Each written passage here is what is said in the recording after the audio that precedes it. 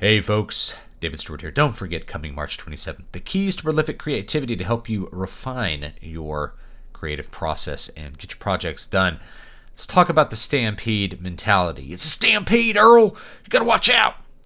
Stampede mentality is what happens whenever there's some critical mass of a group that is basically everybody's doing one thing, and you as an individual don't really have any option except to do that one thing yourself.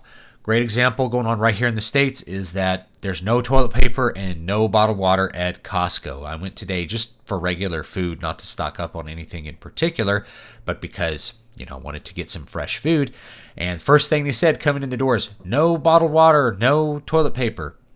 So why is there no bottled water and no toilet paper there? Well, what happens is people start to try to hoard an item because they're afraid that they're not going to have that item in the future.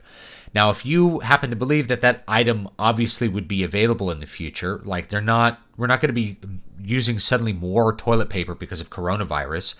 People are just buying more toilet paper right now. If you don't believe that, you still have to go try and buy toilet paper. The reason being is that the Stampede it's a kind of a self-fulfilling prophecy. Everybody goes to buy as much toilet paper as possible, and as a result, there's no toilet paper left on the shelf for regular consumption. So you have to get in that Stampede and buy the toilet paper, or else when you actually need the toilet paper, it's not going to be there. And this is the same thing with bottled water, is that for whatever reason, people decided bottled water was what they had to have, and everyone was rushing to the store to buy bottled water. And as a result, the people who wanted to buy bottled water in a regular fashion have to join the Stampede to buy the bottled water, or they're not going to be able to buy it.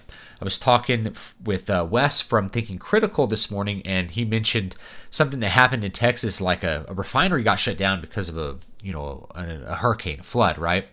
Everyone thought there was going to be no gas, so everyone was rushing to the gas station to fill up their tank. And as a result, there was no gas. There was no gas because of the Stampede, not because of the closure of the refinery, because you could still truck in gas from anywhere else in the state of Texas or elsewhere. So there wasn't really going to be a large long-term impact from missing fuel nationwide. But people were afraid of not having fuel next week, tomorrow. So they very quickly ran to the gas station to fill their tank up.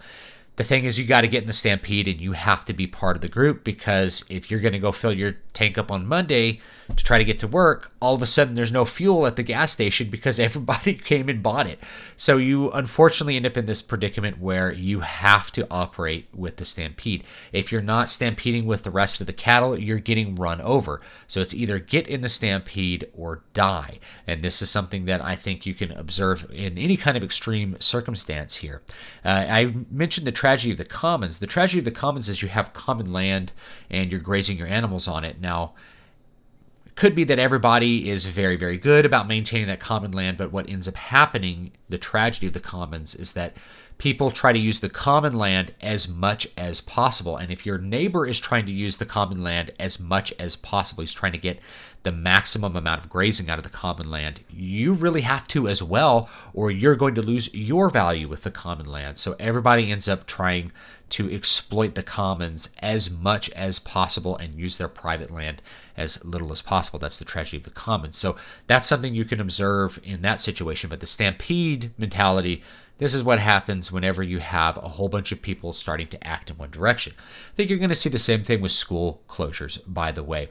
With school closures, you may not need to close a school, but if you're running a school district, all the other school districts are closing. At a certain point, you're going to have parents that are angry that you're not closing, and God forbid one of your kids gets coronavirus, then you're going to be on the hook. So the optionality is very strongly in the direction of close the school temporarily, just like all the other schools are closed. Everybody does it.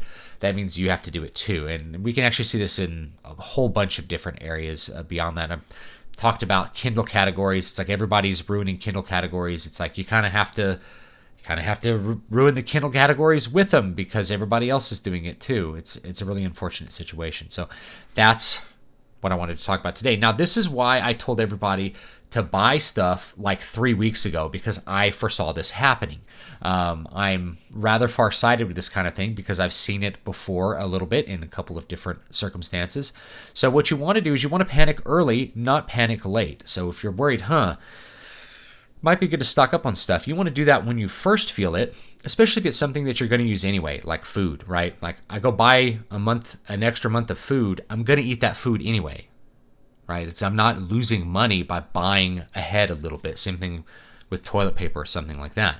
So I said, go buy this stuff now, because what's going to happen is once the stampede begins, once people begin to panic, then you're actually not going to be able to get the stuff on the shelf. And people were calling me crazy that there was going to be empty shelves and stuff. But you know what? At least with 2 items at Costco, there's empty shelves. There's no toilet paper, no bottled water. You go to the grocery store, they're limiting purchase of bottled water to 1 per customer, but there's also no bottled water really. There's just like random, like the 2-gallon bottles and stuff. So I see this all over the place, and I don't know why it was those 2 items in particular. I guess because toilet paper seems pretty essential, and water is very essential when you run out of, like if the city turns off your water. I don't think that's like a big danger for the coronavirus. I think probably I don't know. I don't even think there's that big of a danger other than the regular stuff to, stay out of contact with people if you don't want to get the virus. But for whatever reason, that's the one that people decided that they had to hoard. It could have been anything, it could be rice or something like that in a more extreme circumstance. You never quite know.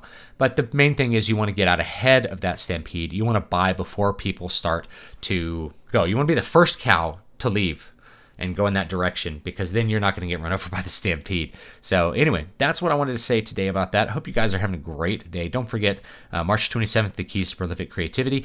If everything gets shut down, if all the schools get shut down, all the events get shut down, you should have some time to write a book.